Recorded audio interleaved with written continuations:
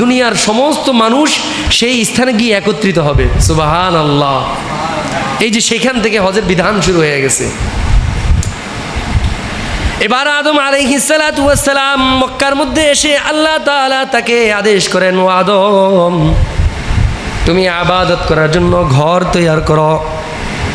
আদম আলাইহিস সালাতু ওয়াস সালাম মক্কার চতুর্পাশের যে পাহাড়গুলো আছে, পাহাড় থেকে পাথর এনে এনে বাইতুল্লাহ নির্মাণ করা শুরু করে দিয়েছেন। ফেরেশতারা তো বাইতুল্লাহ নির্মাণ করেছেন, এবার সেই প্রতিষ্ঠিত নির্মাণের উপর আবার প্রতিস্থাপন করেছেন হযরতে আদম আলাইহিস সালাতু ওয়াস সালাম। হযরতে আদম আলাইহিস সালাতু ওয়াস সালাম যখন বাইতুল্লাহ নির্মাণ করা শেষ হয়ে গেল, এবার আল্লাহ তাআলা আদম আলাইহিস সালাতু ওয়াস সালামকে আদেশ করলেন, ও আদম, তুমি এই ঘরকে তাওয়াফ করো এবং জিয়ারত করো। এই ঘরটা হলো পৃথিবীর মধ্যে সর্বপ্রথম ঘর এবং সর্বপ্রথম ইবাদতের ঘর। বিকুদরতিহি وتح الأرض بمشيئته وخلق الخلائق بإرادته ثم استوى على العرش كما يليق بجلاله ونشهد أن لا إله إلا الله وحده لا شريك له ونشهد أن سيدنا وسندنا وحبيبنا وطبيبنا وطبيب قلوبنا ومولانا محمد الذي أرسله الله تعالى بالحق بشيرا ونذيرا وداعيا إلى الله بإذنه وسراجا وقمرا منيرا أما بعد فأعوذ بالله من الشيطان الرجيم بسم الله الرحمن الرحيم إن الله وملائكته يصلون على النبي يا أيها الذين آمنوا صلوا عليه وسلموا تسليما اللهم صل على محمد وعلى آل محمد كما صليت على إبراهيم وعلى آل إبراهيم إنك حميد مجيد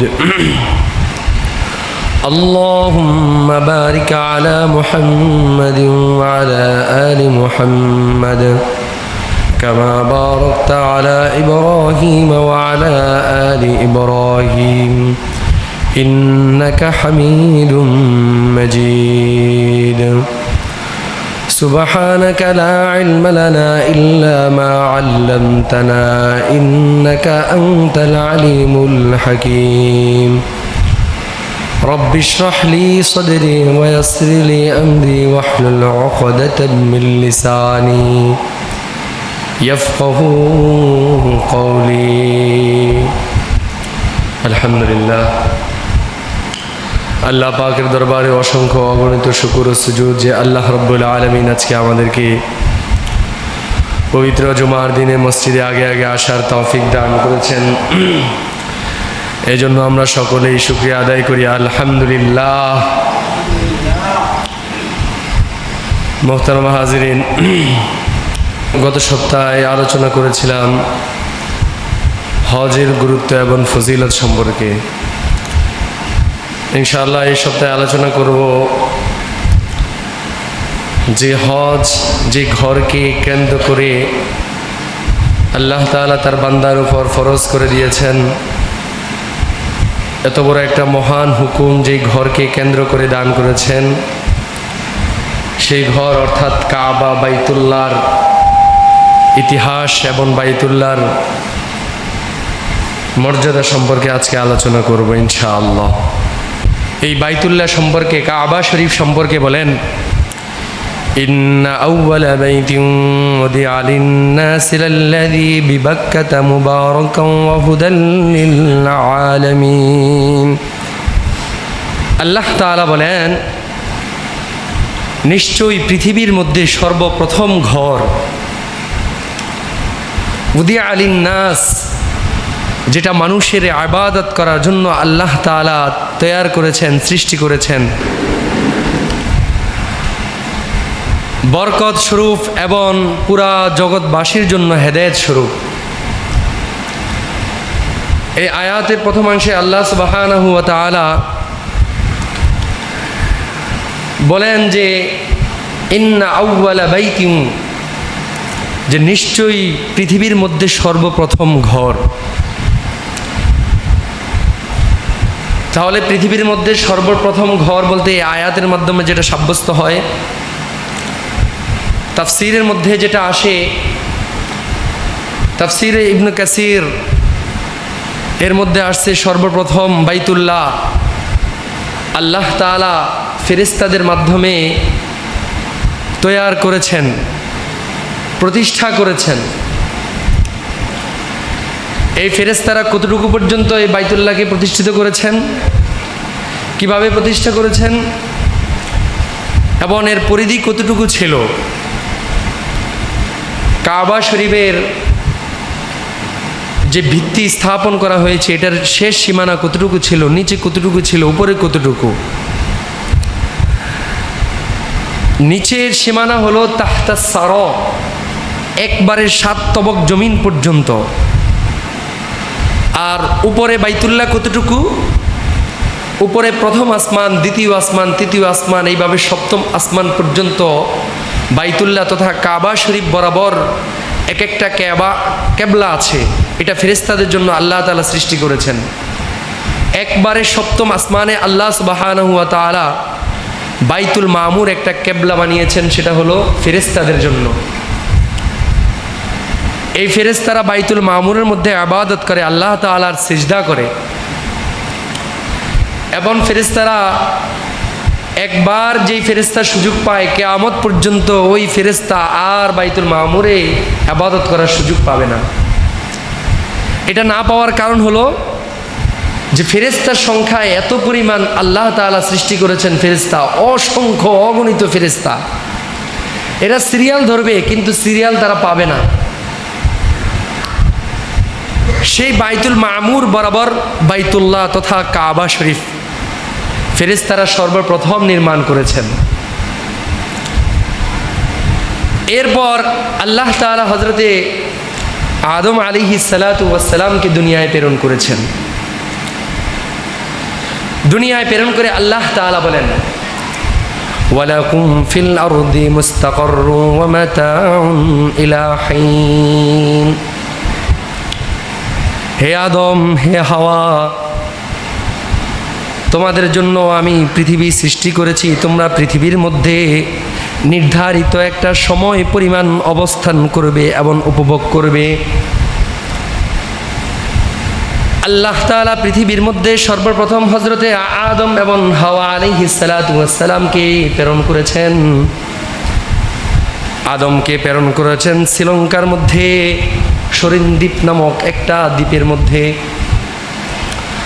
আর হযরতে হাওয়া আলাইহিস সালাতু ওয়াস সালামকে প্রেরণ করেছেন বর্তমান সৌদি আরবের জিদ্দার মধ্যে।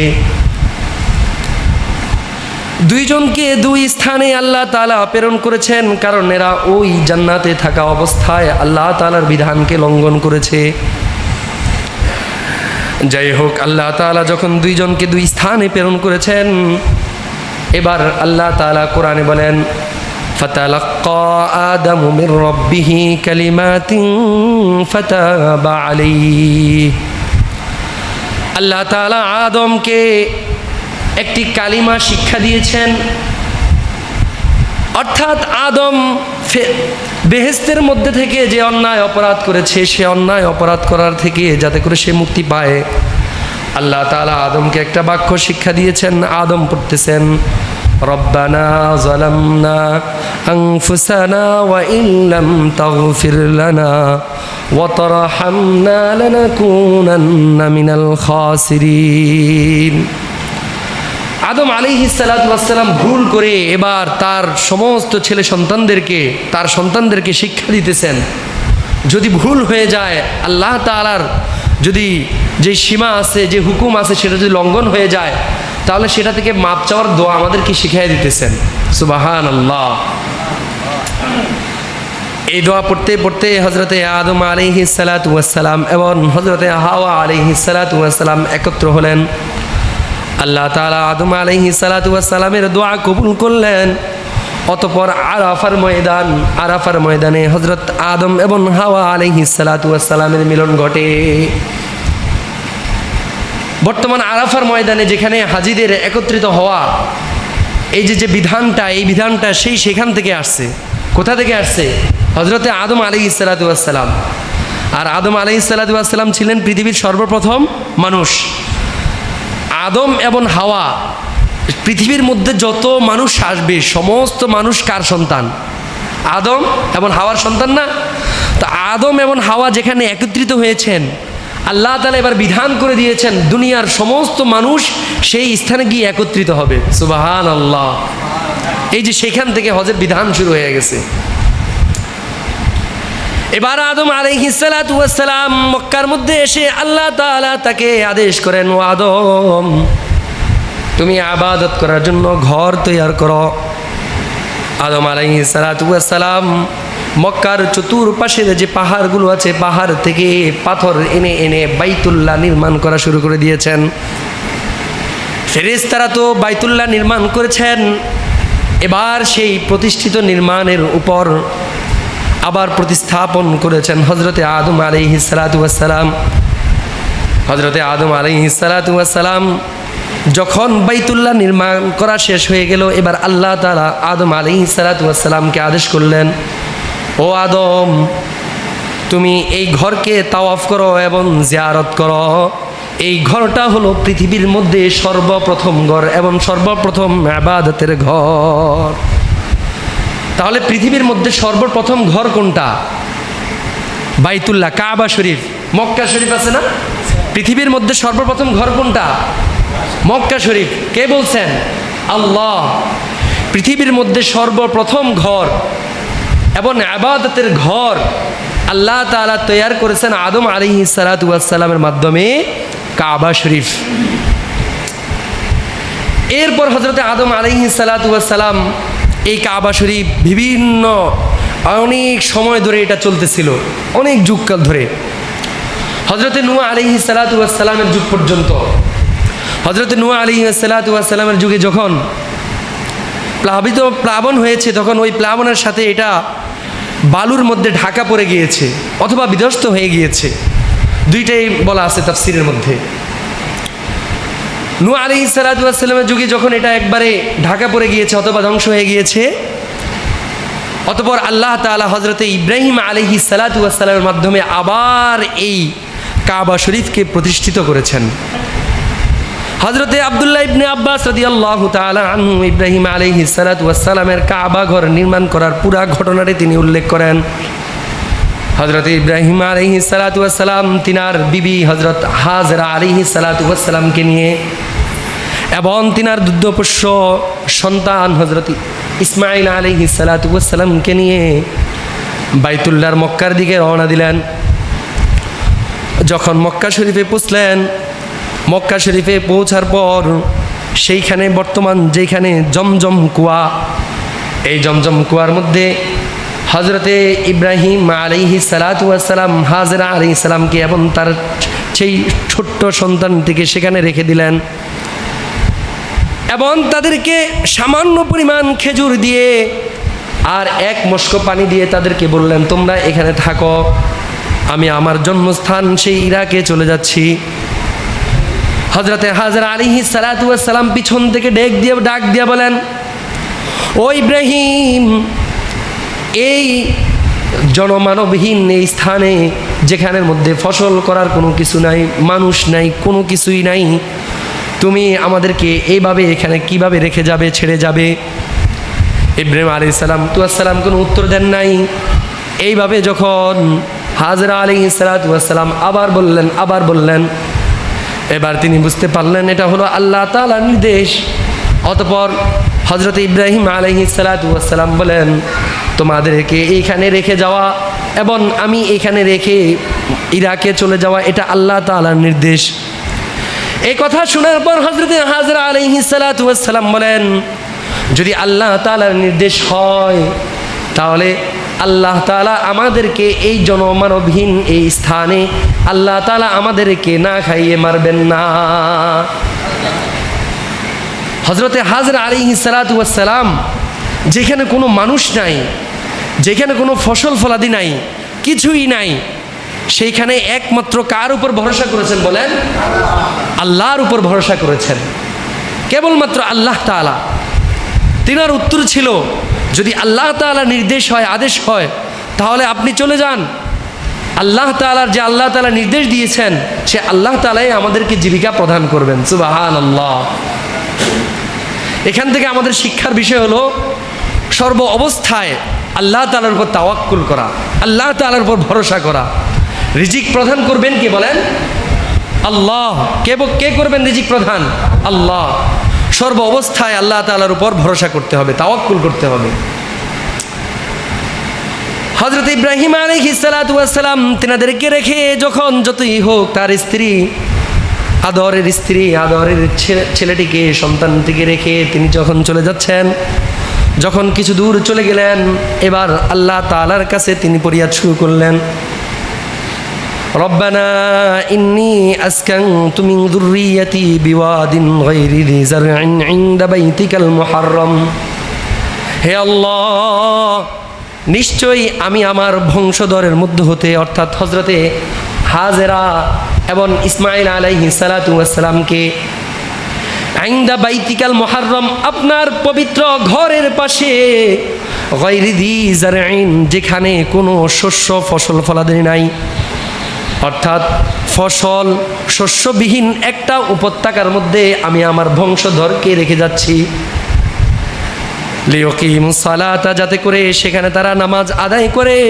ফাজআল আফইদাতাম মিনান নাস, সুতরাং আপনি মানুষদের অন্তরকে তাহউই ইলাইহিম, তাদের দিকে ঝুঁকিয়ে দেন। ওয়ারযুকহুম মিনাস সামারাতি লাআল্লাহুম ইয়াশকুরুন, এবং আপনি তাদেরকে সমস্ত প্রকার ফল ফলাদি রিজিক আস্বাদন করান, সম্ভবত তারা আপনার কৃতজ্ঞতা আদায় করবে। হযরত ইব্রাহিম আলাইহিস সালাতু ওয়াস সালাম দূরে গিয়ে তার স্ত্রীর জন্য এবং তার সন্তানের জন্য দোয়া করলেন। আল্লাহ তাআলা তার এই দোয়াকে কবুল করলেন, তিনি দোয়া করে চলে গেলেন। আর এইদিকে হযরতে হাজরা আলাইহিস সালাতু ওয়াস সালাম তিনার জীবন চলতেছে। তিনার জীবন চলতে চলতে যে খেজুর এবং যে পানি দিয়ে গিয়েছে, সেই খেজুরও শেষ হয়ে গিয়েছে, পানিও শেষ হয়ে গিয়েছে। এবার যখন খেজুর পানি সব কিছু শেষ হয়ে গিয়েছে, হযরতে হাজরা আলাইহিস সালাতু ওয়াস সালাম চিন্তিত হয়ে পড়লেন, তার এই ছোট শিশুটিকে সে কী করবে? ইসমাঈল আলাইহিস সালামকে কোত্থেকে দুধ পান করাবে? কারণ যদি হাজরা যদি কিছু না খায় তাহলে স্তনের মধ্যে দুধ আসবে না। তিনি খুবই উদ্বিগ্ন হয়ে পড়লেন। এদিক থেকে সেই দিক ছুটাছুটি করা শুরু করলেন। তিনি সর্বপ্রথম সাফা পাহাড়ে উঠলেন, আবার মারওয়া পাহাড়ে উঠলেন, এইভাবে সাফা পাহাড়ে উঠলেন। উঠার পর তিনি দেখলেন কোথাও কোনো জলাশয় আছে কিনা, কোথাও কোনো পানির দেখা যায় কিনা, কোথাও কোনো লোকালয় দেখা যায় কিনা, অথবা কোনো কাফেলা আসা যাওয়া করে কিনা। তিনি একবার সাফা পাহাড়ের উপর ওঠেন, তারপর মানুষদেরকে দেখেন না, কোথাও কাউকে দেখা যায় না। আবার তিনি মারওয়া পাহাড়ের মধ্যে উঠেন, দেখেন কোথাও কোনো জলাশয় দেখা যায় কিনা, অথবা কোনো মানুষ দেখা যায় কিনা। কিন্তু হযরতে হাজরা আলাইহিস সালাতু ওয়াস সালাম এইভাবে করতে করতে 7 বার করেছেন। 7 বার করার পরেও তিনি কোথাও কোনো লোকালয় দেখেন না, কোনো মানুষের সমাগম দেখেন না, কোনো জলাশয় দেখেন না। আল্লাহ তাআলা তিনার এই দৌড়কে এত পরিমাণ পছন্দ করেছেন। যারা হজে গিয়েছেন আপনারা জানেন যে সাফা মারওয়ায় অবস্থান হাজিদেরকে করতে হয়, হয় কি না? ওই যে বিধানটা হজের মধ্যে, যে বিধানটা হযরতে হাজরা আলাইহিস সালাতু ওয়াস সালাম থেকে, এই যে সাফা মারওয়ার মধ্যে যে দৌড়াদৌড়ি করা, এটা হাজরা আলাইহিস সালাতু ওয়াস সালাম থেকে আসছে। দেখেন হজের বিধানগুলোকে কিভাবে আসছে। সর্বপ্রথম আরাফায় অবস্থান করা কার থেকে আসছে? বলছিলাম না, আদম আলাইহিস সালাম থেকে। তারপর সাফা মারওয়ায় অবস্থান করা, এখানে সাই করা, এটা কার থেকে আসছে? হযরতে হাজরা আলাইহিস সালাতু ওয়াস সালাম থেকে। হযরতে হাজরা আলাইহিস সালাতু ওয়াস সালাম যখন মারওয়া পাহাড়ের মধ্যে ছিলেন, মারওয়া পাহাড়ের মধ্যে থাকা অবস্থায় দেখলেন কোথাও থেকে যেন আওয়াজ আসতেছে। এই আওয়াজ আসার কারণে তিনি এবার ডাকতেছেন, থামো, তোমাদের কাছে কি কোনো পানি আছে কিনা? আমরা এখানে দুইজন মানুষ আছি, আমাদেরকে তোমরা পানি দিয়ে সহযোগিতা করো। এবার তিনি দেখলেন কোনো আওয়াজ আসতেছে না। আবার তিনি এইভাবে আওয়াজ শোনার পর আবার ডাক দিলেন একইভাবে, যে থামো, আমাদেরকে, তোমাদের কাছে পানি আছে কিনা, আমাদেরকে পানি দিয়ে সহযোগিতা করো। হঠাৎ করে হযরতে হাজরা আলাইহিস সালাতু ওয়াস সালাম যখন তিনার সন্তান দিকে তাকালেন, তিনার সন্তানের দিকে, সেই দূরে যেখানে জমজম কূপ, সেইখানে হযরতে ইসমাইল আলাইহিস সালাতু ওয়াস সালাম শিশু বাচ্চা শুয়ে আছে। হযরতে হাওয়া আলাইহিস সালাম যখন তার দিকে তাকালেন, দেখেন একজন মানুষ, সে তার ডানা দিয়ে, তাফসিরের মধ্যে আসছে, সে তার ডানা দিয়ে অথবা পায়ের যে গোড়ালি আছে এই গোড়ালি দিয়ে মাটির মধ্যে আঘাত করেছে। মাটির মধ্যে আঘাত করার সঙ্গে সঙ্গে নিচের থেকে পানি বের হওয়া শুরু হয়ে দিয়েছে। সুবহানাল্লাহ। হযরতে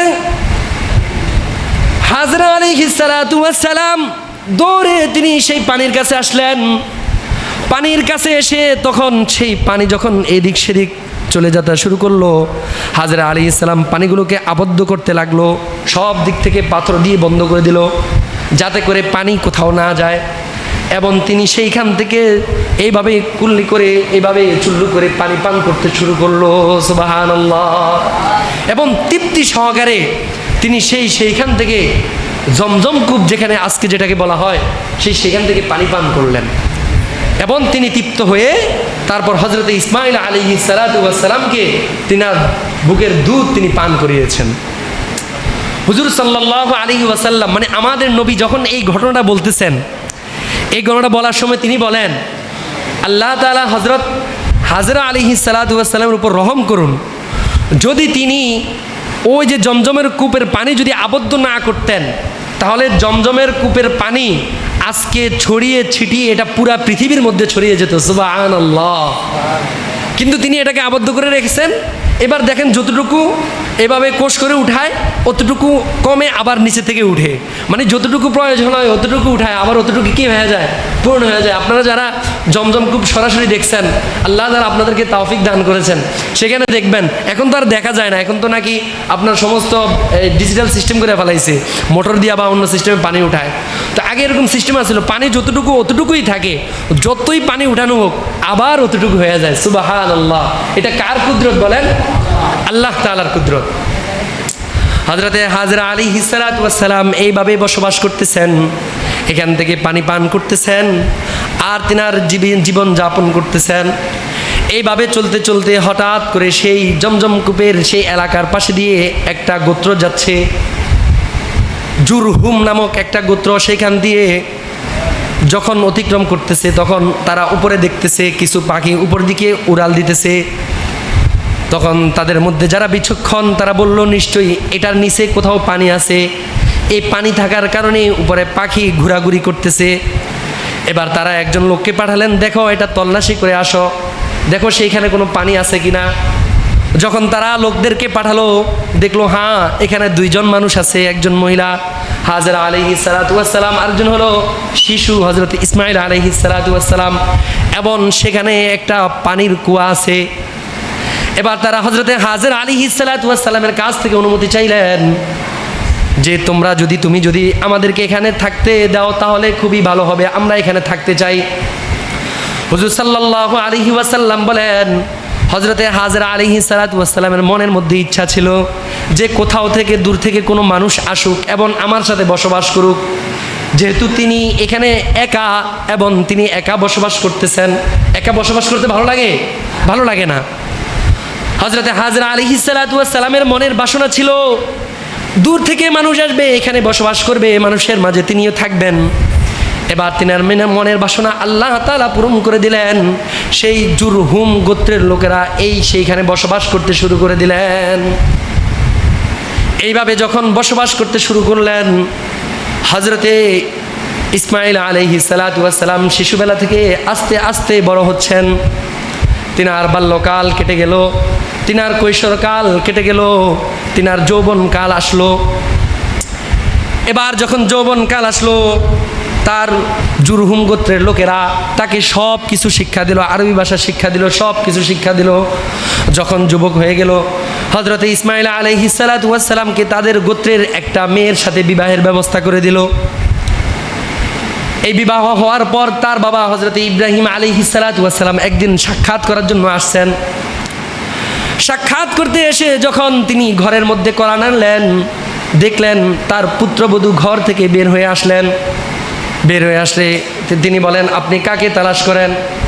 তখন ইব্রাহিম আলাইহিস সালাতু ওয়াস সালাম বলেন, ইসমাঈল কোথায়?